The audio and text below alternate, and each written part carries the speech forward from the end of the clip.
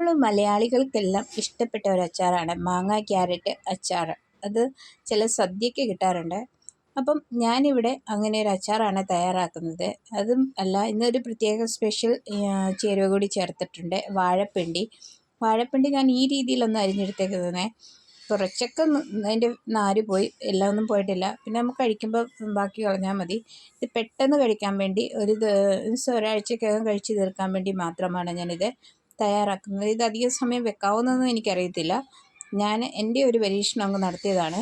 അപ്പം ക്യാരറ്റും മാങ്ങയും വാഴപ്പിണ്ടിയൊക്കെ ഒന്ന് അരിഞ്ഞെടുത്തിട്ടുണ്ട്. അപ്പോൾ ഇതിന് ആവശ്യമായ കാന്താരി വേണം.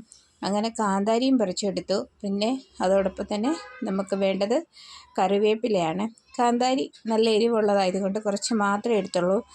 അതിനോടൊപ്പം തന്നെ കറിവേപ്പില കൂടി എടുത്ത് ബാക്കി ചേരുവകളൊക്കെ കൂടി നമുക്കെടുക്കാം. അപ്പം നിങ്ങൾ ആദ്യമായിട്ടാണ് എൻ്റെ ചാനൽ കാണുന്നതെങ്കിൽ സപ്പോർട്ട് ചെയ്യുക, സബ്സ്ക്രൈബ് ചെയ്യുക. അതോടൊപ്പം നിങ്ങളുടെ അഭിപ്രായം കൂടി അറിയിക്കുക. ഞാൻ ഇഞ്ചി, വെളുത്തുള്ളി, കറിവേപ്പില, കാന്താരി എല്ലാം എടുത്തിട്ടുണ്ട്.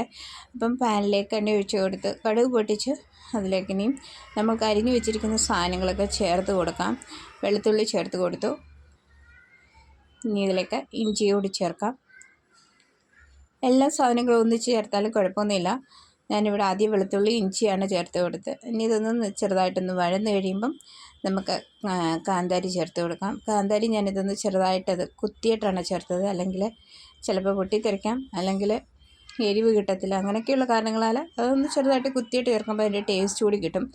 പിന്നെ കറിവേപ്പില കൂടി ചേർത്ത് കൊടുത്തു. ഇതിലേക്ക് ആവശ്യത്തിന് മഞ്ഞൾപ്പൊടി, ഉലുവാപ്പൊടി, അല്പം കായം കൂടി ചേർത്ത് എടുത്തു. ഇനി ഇതിലേക്ക് നമുക്ക് ഉപ്പ് ചേർക്കണം.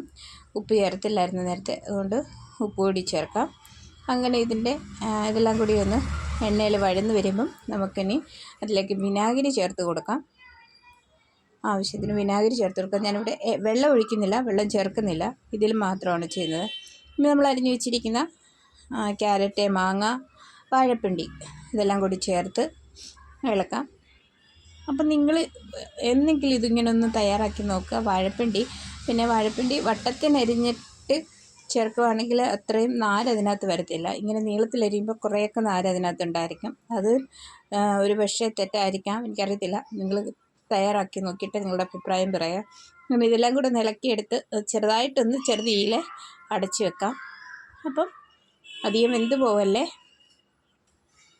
അപ്പോൾ ഇന്നത്തെ എൻ്റെ വീഡിയോ നിങ്ങൾക്ക് ഇഷ്ടപ്പെട്ടെങ്കിൽ നിങ്ങളുടെ അഭിപ്രായം അറിയിക്കുക. അപ്പോൾ ഇതുപോലെ ചെറിയ ചെറിയ വീഡിയോയും ഒക്കെ ആയിട്ട് അടുത്ത പ്രാവശ്യം വരാം. അപ്പോൾ ഓക്കേ.